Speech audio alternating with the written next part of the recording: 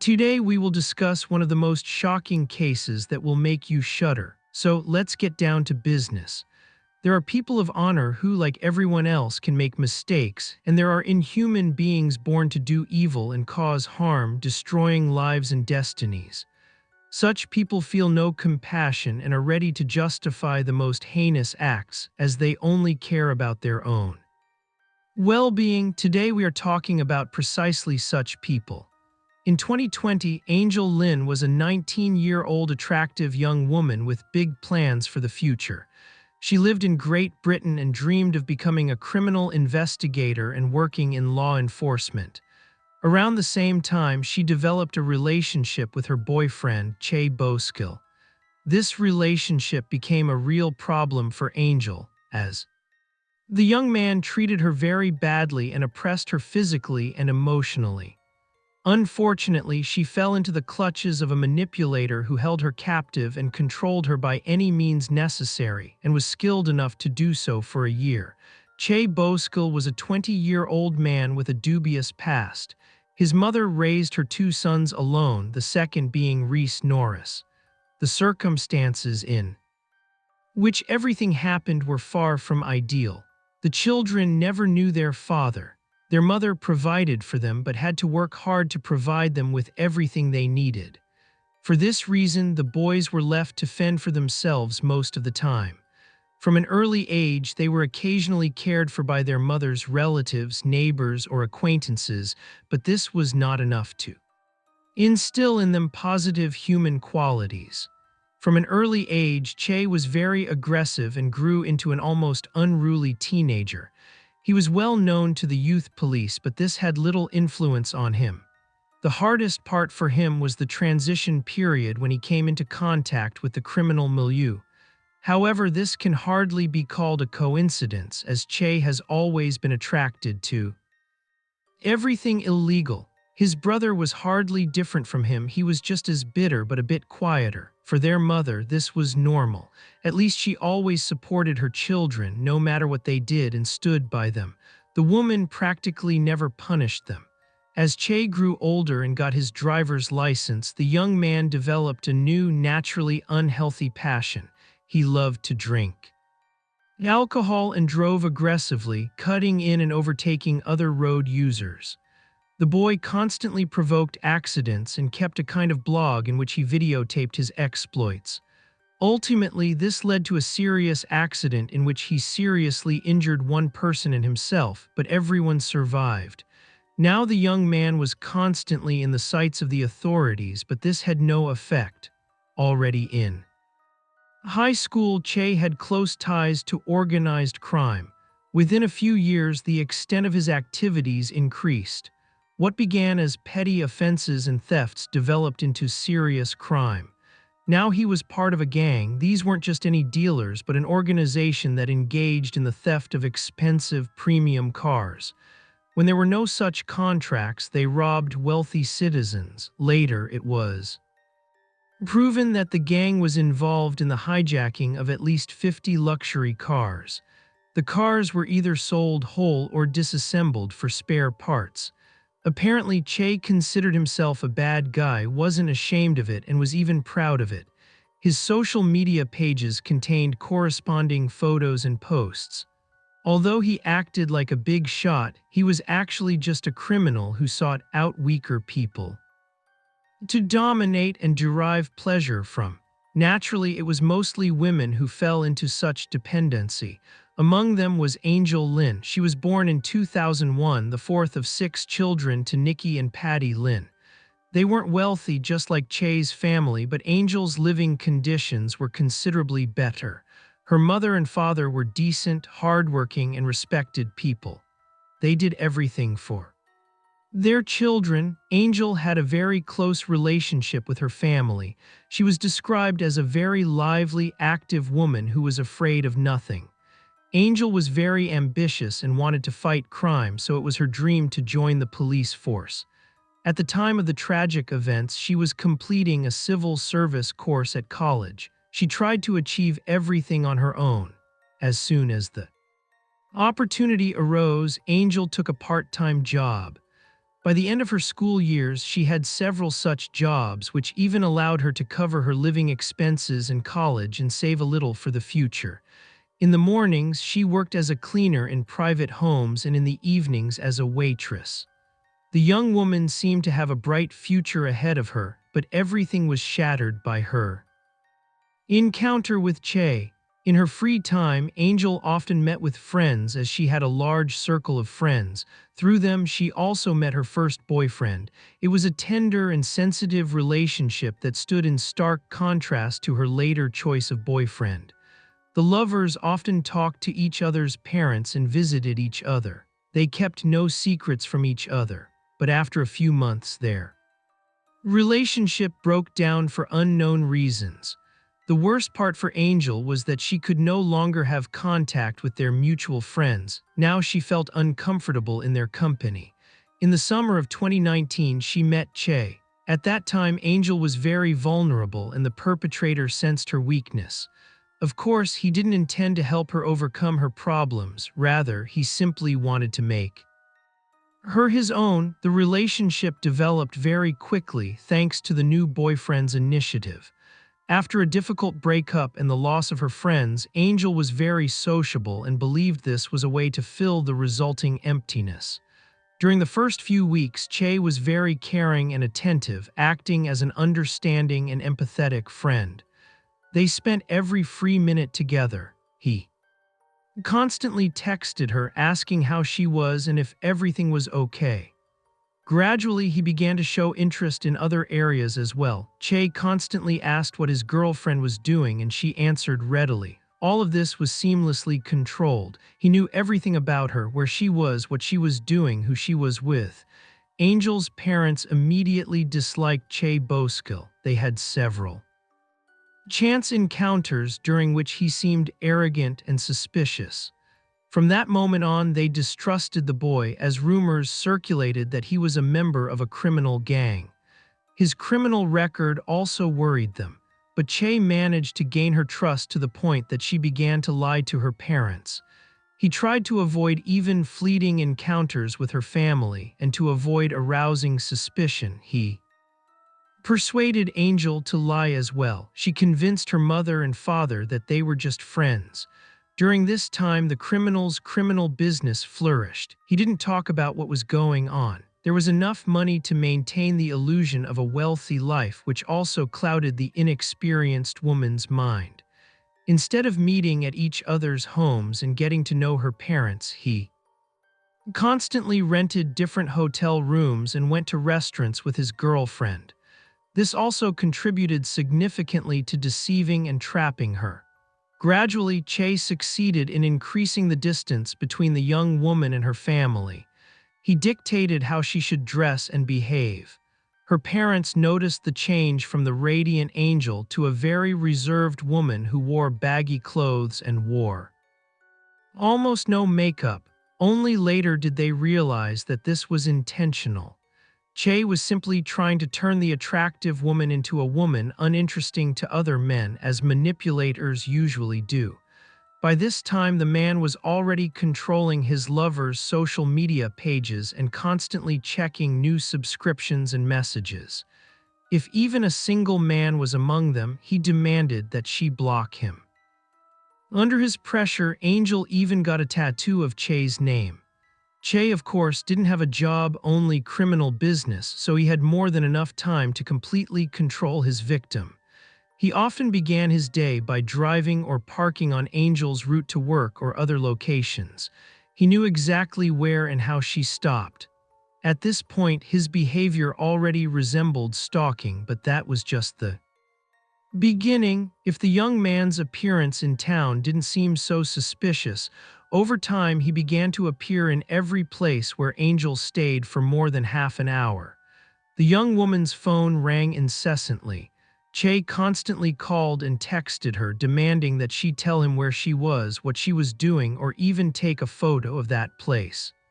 It was enough that she was meeting with a group of friends, including a man, for Chey to find out about it, accuse her of cheating, and insult her with the most filthy insults. The manipulator saw every man as a threat. He could trigger a conflict simply because Angel had taken the envelope from the postman. In early 2020, a few months after the relationship began, the young man had another conflict with the authorities. He was sentenced to 4 months in prison for theft. Controlling his girlfriend was no longer so easy, but he had a plan for this case as well. Every day at 6:00 p.m., he called her on her landline. Of course, Chey could have called her cell phone, but then he wouldn't have been sure where Angel actually was. This was one of his methods of manipulating and controlling her. He used each of these calls to conduct a kind of interrogation to find out who his girlfriend had spent the day with and whether she had any contact with men at all. He intimidated her, insisting that she would face serious problems if he found out she was lying. The victim feared that her boyfriend's friends were watching her and was forced to comply.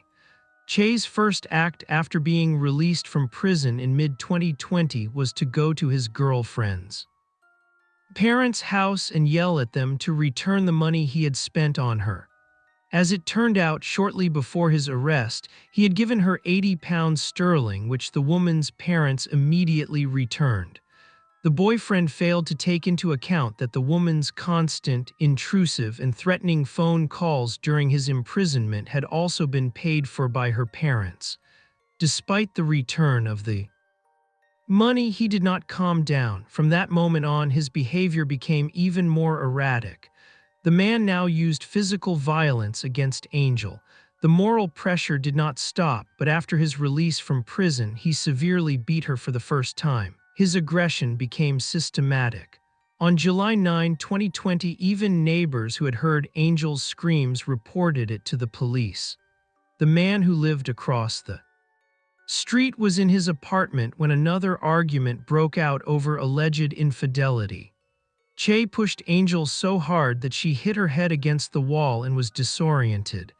The neighbor called the police, but the young people pretended nothing had happened. Unfortunately, the young woman refused to testify against him. The man had probably intimidated her so much that she was simply afraid. In the end, the domestic bully went unpunished. Of course, for people like Chey, this could only lead to even greater cruelty.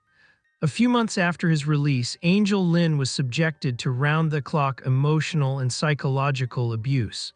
He managed to suppress his victim so much that she felt trapped. Angel believed that no one needed her without him, as if she herself were to blame for all these problems. He humiliated her and even constantly forced her to apologize for trumped-up accusations. He went so far that he even took away her earned money and spent it as he saw fit. Angel constantly went to sleep while communicating with him and woke up to dozens of messages demanding that she call him back. Of course, she couldn't do that while she was asleep, but it always ended with accusations that she had cheated on him again. He drove Angel into such a state that she was constantly on the verge of a nervous breakdown.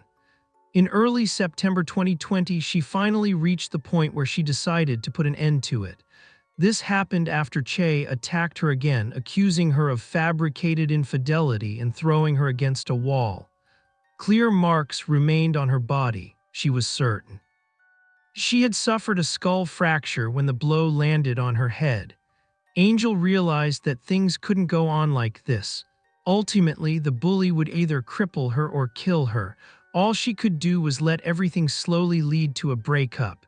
Angel knew that the most dangerous phase in a breakup with a manipulator is precisely the end of the relationship.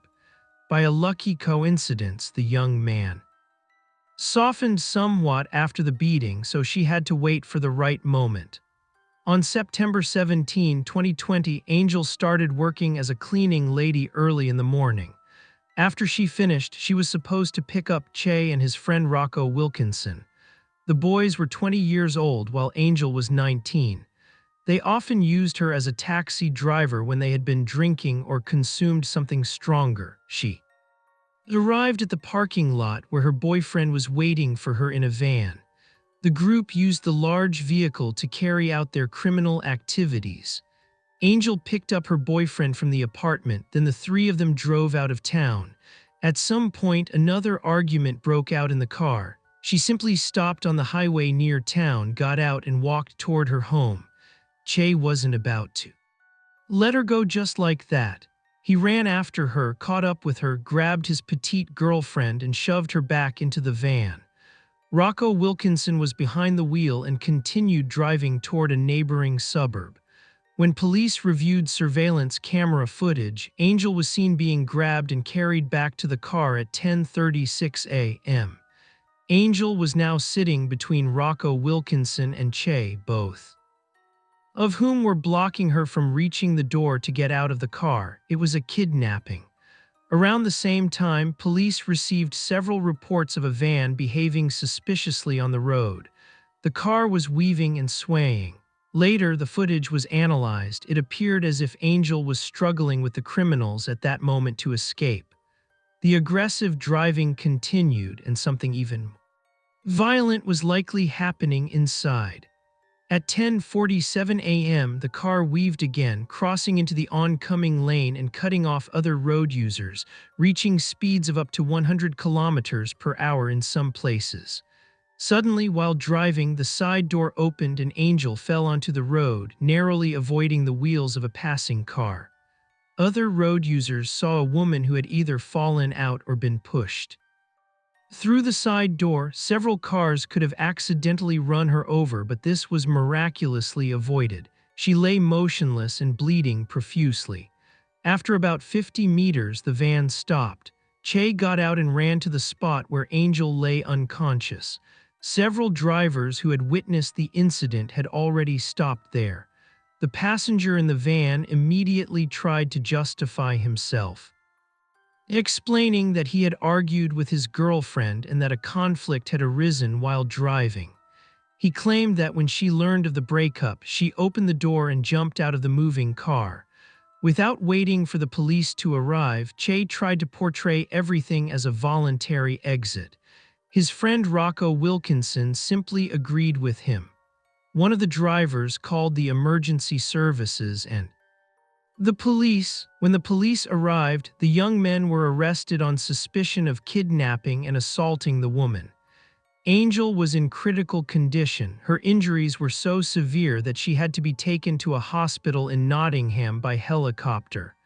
Her head was the most severely injured. She suffered multiple skull fractures and internal bleeding, which put pressure on her brain. To relieve this pressure, part of her skull had to be removed. She was put on a ventilator and placed in an induced coma. When the young woman's parents arrived, they were primarily concerned about her survival. In fact, the doctors were surprised that she hadn't died immediately. Her relatives were immediately informed that even if she survived the accident, Angel would remain disabled for the rest of her life. But she fought on. During her several months in the hospital, Angel suffered from pneumonia, an acute respiratory infection, and the coronavirus. Any illness could have killed her during that time, but she survived.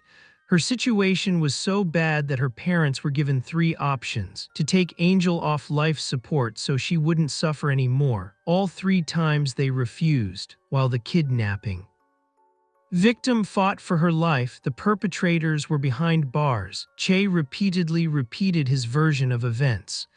During the entire year he was in a relationship with the victim, he told everyone around him how inappropriately she was behaving in the relationship and how difficult and intense their conflicts were, which were provoked solely by Angel. All of this now came to light. Of course, there were also lies. He insisted that he hadn't laid a finger on her. According to Chey, that day when they were riding together in the van, Angel had been aggravating from the very beginning because, as a manipulator, she always acted that way. On that day, however, he claimed she had finally had enough and decided to leave him. He claimed she then threatened to kill herself, and when Chey ignored her threats, she jumped out of the moving car. Rocco Wilkinson agreed with him. The perpetrators had likely agreed on the story in advance. There had been plenty of time for that. Fortunately, the police didn't believe the young men. They were countered by CCTV footage which clearly showed Chey grabbing the woman and forcibly dragging her into the car. Both were charged with kidnapping and grievous bodily harm and imprisoned. In January 2022, both appeared before Nottingham Crown Court. Coercion and controlling behavior toward Angel were now added to the list of offenses. Both pleaded not guilty. This was, of course, a well-thought-out move. The young men were well-versed in the legal system and assumed that Angel, due to her condition, would be unable to testify against them, so they saw an opportunity to avoid punishment altogether. Chey Boskill repeated his story over and over again while his friend Rocco Wilkinson played dumb. He said he had no idea that Angel had gotten into the car against her will. He claimed she had forced herself on him, so he missed the moment when she was kidnapped. However, law enforcement had sufficient evidence to prove the true nature of these brutal young men. In particular, numerous street camera footage recordings were collected, showing both the woman's attempted escape from the group of men and the kidnapping. While in custody, Chey called his mother several times. He even berated her for telling authorities how manipulative and controlling her son was. The young man even threatened her to make her recant her statement and withdraw the complaint. Ultimately, both men were found guilty of kidnapping and coercion, as well as controlling behavior. Unfortunately, the perpetrators were acquitted of the charge of causing aggravated assault against Angel. This happened because the jury could not determine whether she had accidentally fallen out or been deliberately pushed out of the van. The next hearing took place on January 22, 2022. Chey's accomplice, Rocco Wilkinson, who had done nothing to save Angel, was sentenced to 21 months in prison, while the mastermind still needed to be worked on. Chey originally faced 7.5 years in prison. 2 hearings then followed in which he was found guilty and the sentence was confirmed.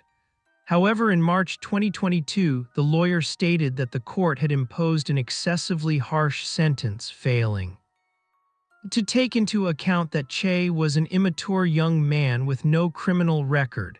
Fortunately, the request was rejected. The prosecutor later appealed, stating that the sentence chosen was too lenient and did not reflect the seriousness of the crime, considering the great suffering Angel Lynn had endured and what she had endured during their year-long unhealthy relationship.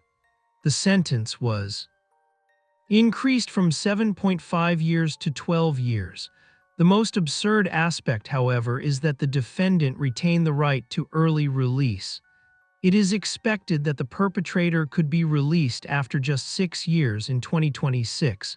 Chey's mother later appeared before journalists. She declared that her son was not a bad person, although not a saint, which sounded like a mockery, despite the atrocities committed. She continued to support the offender. The woman explained that she had to stand by him, even though this was the 3rd time the young man had been put behind bars.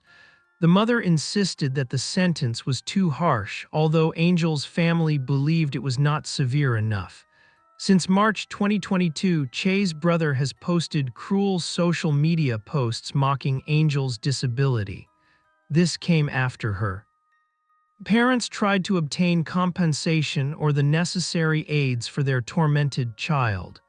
Chey's family continued to believe that the disability was the result of her own mistakes and inappropriate behavior when she tried to escape and jumped from the car. In March of that year, Angel's parents came forward and revealed the full extent of her injuries. She had suffered severe brain damage. She could not control her movements, showed no signs of consciousness, was unable to interact with her surroundings, and was even fed through a tube. Doctors offered an unpromising prognosis. It was assumed that her condition, mental and physical disabilities, would persist for the rest of her life. Although Angel showed no signs of consciousness for a long time, she surprised doctors again in May 2023. She stood up from her wheelchair for the first time, albeit only briefly. In September 2023, she spoke her first 3 words since the tragedy, Among them was Mum, which brought tears to the hearts of all her relatives. The Angel Lynn case once again shocked the British public. Many continued to insist that Chey Boscale's sentence was too lenient and did not adequately reflect the severity of the crime committed. His victim is confined to a wheelchair for the rest of her life. Despite her positive development, it is unlikely that she will ever be able to walk properly again, start a family, have children, and pursue the career she dreamed of. Her future has simply been taken away from her. Her parents are horrified to think what will become of their daughter if they die of old age. Chey will soon be eligible for early release.